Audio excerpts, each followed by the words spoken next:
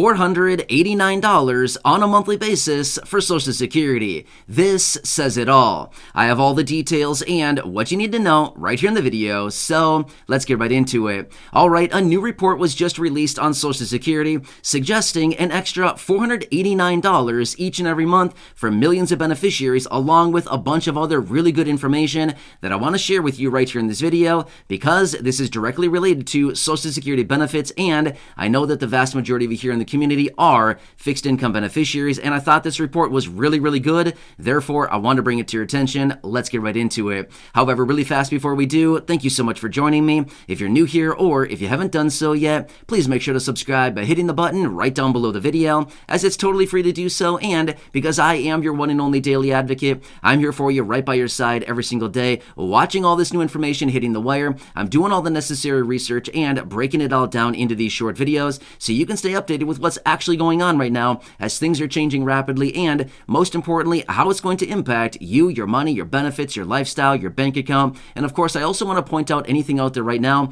you can possibly grab and or take advantage of as a low income or fixed income beneficiary. So again, thanks so much for joining me. Please make sure to subscribe down below if you haven't done so yet so you don't miss any videos going forward. And always remember, I'm here for you in any way that I possibly can be. That's my dedication, that's my commitment, and my promise to you and this community. And as always, I'm sticking to it. All right, thanks again. Let's get into it and talk about this new report and the suggestions of $489 more every single month for millions of beneficiaries, as well as all the other great information encompassed within this report.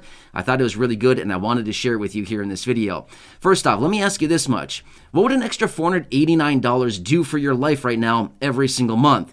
Well, of course, I don't want to answer for you, but can we say life-changing? I mean, let's be real right now. Seriously, $489 more every single month would be like a huge increase for a lot of people. That is probably more than 50% of the monthly benefits for the vast majority of beneficiaries. That would be huge and life-changing. Yeah, right? So anyway, we'll talk about that more here in just a second. All right, so first off, let me quickly talk through some of the details of this report. And I thought this report really laid it out very well because it illustrates the perfect picture of how important Social Security benefits are, as well as all of these other fixed income benefits. By the way, when I say Social Security benefits, I'm literally talking about all the benefits encompassed within Social Security, including retirement, disability, SSDI, survivors, and yes, SSI. Even though SSI is not technically Social Security, it still is administered by the Social Security Administration. Therefore, it's still all encompassed within what I'm talking about here. So that encompasses about 70 million beneficiaries, by the way, a lot of people. All right, so let me talk through the details of this report. So the report went on to show that each and every year, Social Security is responsible for lifting 21.7 million people out of poverty, and or keeping 21.7 million people from falling into poverty. That is huge. That is a lot of people that are prevented from falling into poverty just because of this program. Very important. However, to be totally fair, I completely understand this, and I think all of you here in the community understand this as well. Social Security, unfortunately, in some instances, and the other programs within Social Security, again, all those that I listed just a minute ago, unfortunately, are not high enough, and therefore some people still are living in poverty because their benefits are well below the federal poverty line. So I completely understand that. We need to bring this to the attention of Congress and to get them to do something about it, as in raise the minimum benefit up to the federal poverty line for some of these programs. But again, we can talk about and focus on all of that in a separate video. However, the report also went on to show of the 21.7 million people who are lifted out of poverty and or prevented from falling into poverty, 14 million of them are seniors and older adults. Now again, I want to throw this out there as well really quickly. I've said this before in many videos, but let's just say it again one more time. The president said a couple years ago, no older adults or people with disabilities should ever need to live in poverty in America. Well, guess what? A lot of people that are living on fixed income benefits are older adults, seniors, and of course, people with disabilities. And again, a lot are living in poverty. So again, just wanted to bring that to your attention because this is what the president has said. And again, I think all of us should agree. Nobody should really be living in poverty, especially if we claim to be the richest country in the world. Doesn't really make sense, does it? But again, we can talk about all that in a separate video as well. However, the report also goes on to show 89% of beneficiaries, as in of the roughly 70 million beneficiaries, 89% of respondents said that their monthly benefit makes up 90% or more of their monthly benefit.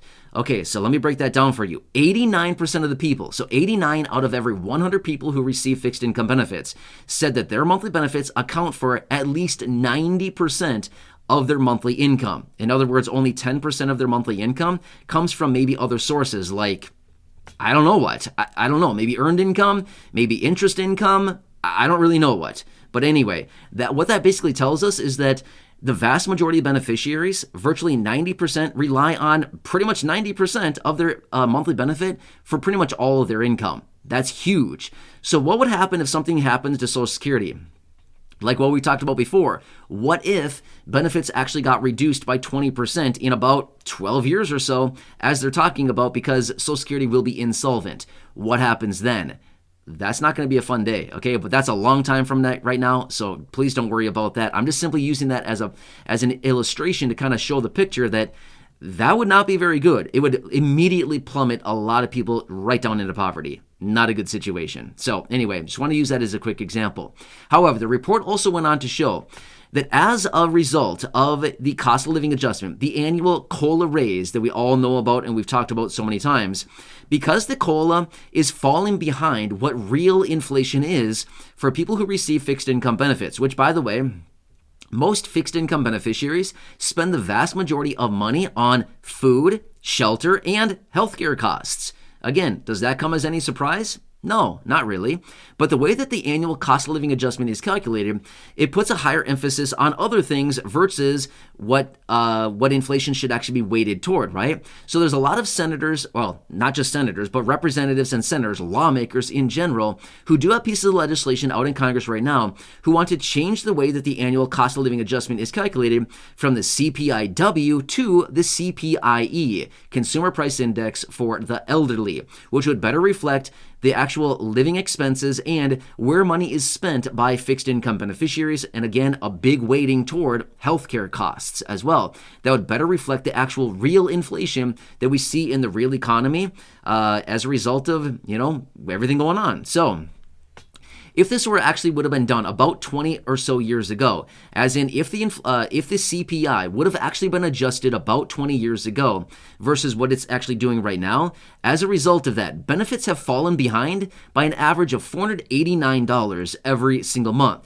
So basically what would happen is if they would have implemented changing the CPIW, which is how the annual cost of living adjustment is calculated right now, if they would have adjusted that to the CPIE, that one simple change about 20 or so years ago would actually reflect in a $489 benefit on average. Again, that's on average. Some people would be getting more, some people would be getting less, but that's an average benefit increase. How much more benefits would be right now just because of that one simple change about 20 years ago.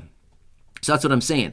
Basically what it comes down to is technically, if they would have done it right 20 years ago, your benefits would be on average $489 more every single month, or about, wow, what does that come out to? Just under $6,000 a year. Just kind of roughly calculating that in my head right now. It's a little bit less than $6,000 a year. That's craziness right there. That's like, wow, what does $6,000 get you these days? A lot of stuff. I mean, seriously, right? That's a lot of money. It's a lot of stuff going on. So that's what it really comes down to. But again, as of right now, they still have not made that change. And here's what it comes down to. Even though the CPIE generally runs a little bit hotter, as in the percentages and the inflation, than the CPIW, the fact of the matter is, what it comes down to is compounding and time. So really what happens is maybe the CPIE is running, say, 0.1%, 0.2%, maybe 0.3 or 0.5% higher than the CPIW each year. But however, that's on a yearly basis. Now remember, compound that over roughly 20 years, and voila, you got $489 that just evaporated because it didn't happen. You get what I'm saying here? So again, time over long periods of time, 20 years or so, and compounding, which by the way, compounding is very powerful over long periods of time, and it doesn't even take very much money, right? It's the example that we've all heard before, right? We're all kids, right?